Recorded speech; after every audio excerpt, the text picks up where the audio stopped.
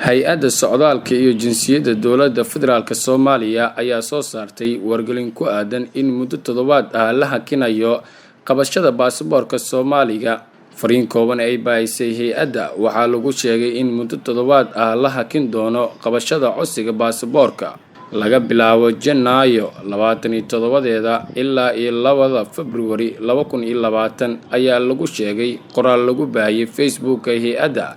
in la hakin doono qabashada codsiyada baasaboorka. hay-adda socdaalka iyo jinsiyadaha Soomaaliya waxa ay sheegtay in sababta hakadka keentay ay tahay howlo farsamo oo ka socda hab bixinta baasaboorka, inkastoo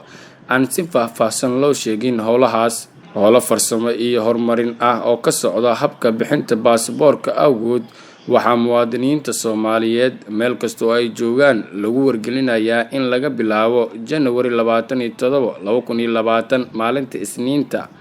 ilaa February 2 2020 maalinta Axadda la hakiyay qabashada codsiga baasaboorka, ayaa lagu yiri qoraal hay-adda socdaalka iyo jinsiyadda Soomaaliya.